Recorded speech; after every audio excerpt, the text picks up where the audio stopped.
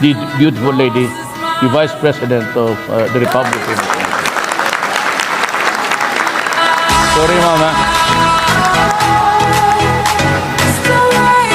Wala na ako tuloy, Ma'am.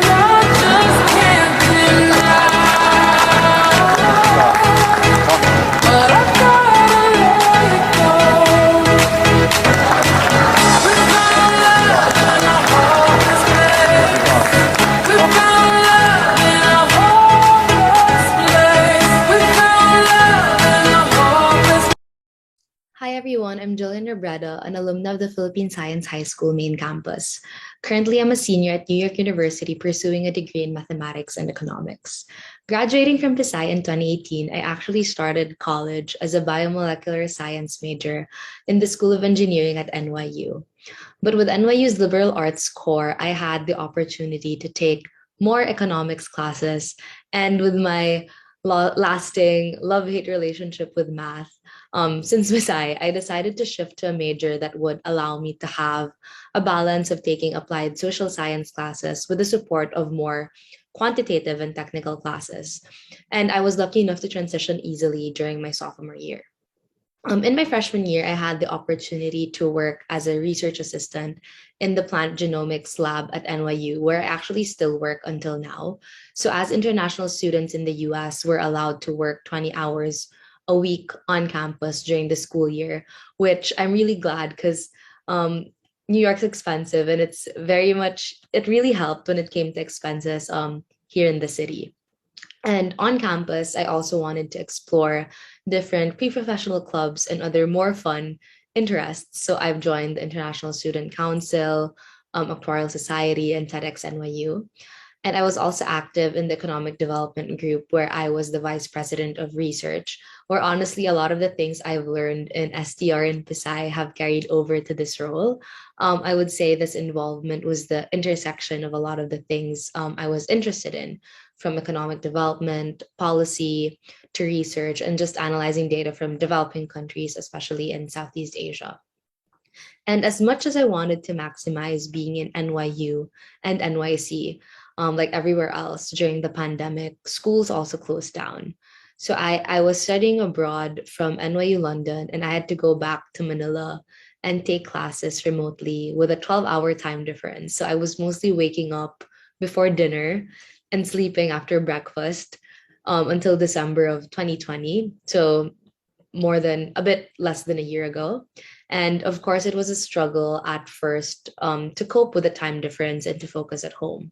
I think, especially for me, I was used to seeing my classmates and peers in person, and I wasn't really used to being at home anymore. And I think those interactions in school really burst the mood after a hard test or a long lecture. So it was definitely a hard adjustment. Although I tried my best to be involved in on campus organizations during the pandemic, it was very important to have that sense of community even when you're not in school. And of course, it very much helped that it was easy to reach out to my friends in Manila as well as other parts of the world. And it was a very comforting feeling to be with family during the pandemic. I would go on study Discord calls with friends, even though we don't study the same thing. Do game nights with my family, and even do game nights with friends who are based in the US, just to keep in touch. I think that was also the time that I discovered more interests, whether that would be baking bagels or banana bread, and also discover career prospects. So during the pandemic, I joined this current organization where I'm still on, called Bridges for Enterprise. So it's a nonprofit that helps social enterprises in developing countries. And since then, so I've only started, I think, September of 2020. I've worked with nonprofits in Uganda, Mexico, and Kenya, and mostly looking at their business models and strategies during COVID. And I have to say, this was really my most fulfilling involvement in college that I think I wouldn't have discovered otherwise. And I think, throughout all of this, I carried with me what Pisai has innately taught me, not just in academics, but on how to be resilient, especially in trying times. So you do good in school, you do good elsewhere. Sabi nga nila, kahusayan ng isip at puso parate. Yun. Maraming salamat.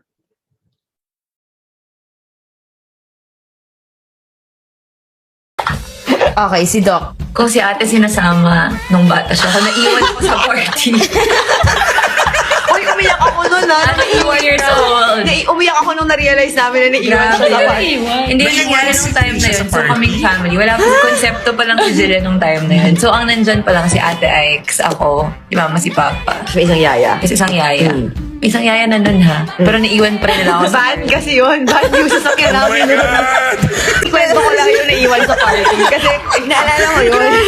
8 years old ako nun. So, dahil syempre, diba, 2 years old, cute siya. Pinagpapasapasahan siya ng pinagpapasapasahan siya dun sa bahay na pinuntahan namin. As in, yung mga tita, whatever. So, syempre, yung magulang ko, tara na, uwian na, ganyan. So, nung pagsakay namin sa kotse, akala ng parents wala nakaupo sa harap ng van. Nandun siya sa yaya sa likod. Akala naman nung yaya sa likod, nasa parents. So, ako yung naghahanap, asan si Trisha? Asan si Trisha? So, parang, ako, Ating ate. sabi ko, sabi nila, ay, hindi, nasa likod. So, sabi ko naman kila, nasan si Trisha? Hindi, wala siya umiyak ako. So, na-realize na iwan sa party. Tapos yung lolo ko galit na galit sa magulang ko. Bakit daw naiwan yung kapatid ko sa party? Ginawa kasi Santo Niño si Trisha.